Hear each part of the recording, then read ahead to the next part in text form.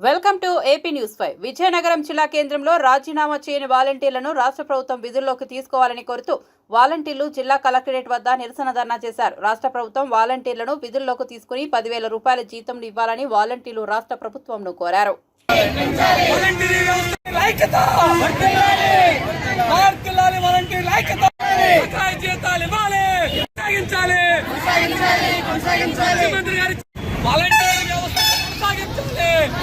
Volunteer వ్యవస్థను కొనసాగించాలి.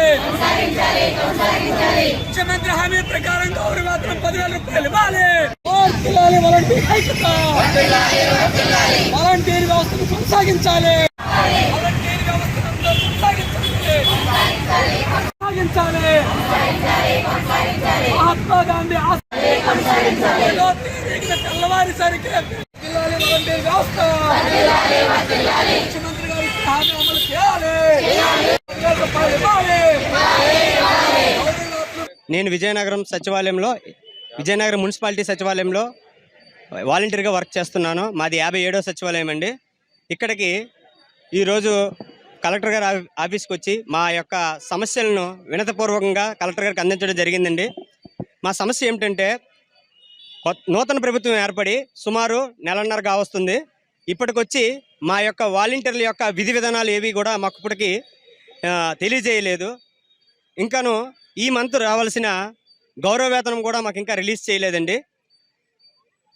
ఇప్పుడు విజయనగరంలో 60 సచివాలయంలో సుమారు 1000 మందికి పైగా రాజీనామా చేయనటువంటి వాలంటీర్లు ఉన్నారు.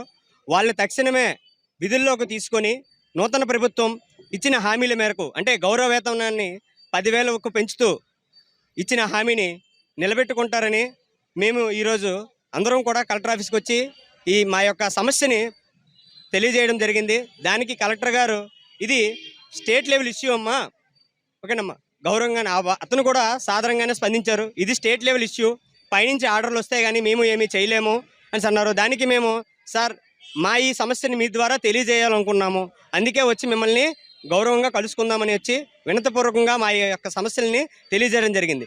ఇంకా వాలంటీర్లమైన మేము గత ప్రభుత్వం ఇచ్చిన సంక్షేమ పథకాలని ప్రతి ఇంటికి అందిస్తూ, సకాలంలో పెన్షన్లు డిస్ట్రిబ్యూషన్ చేస్తూ, పథకాలన్నింటిలో కూడా ముందుండి ప్రజలకి ప్రభుత్వానికి వారధిగా పనిచేసినటువంటి మేము ఈరోజు రోడ్డున పడి మా యొక్క సమస్యని తెలియజేయవలసి వచ్చింది.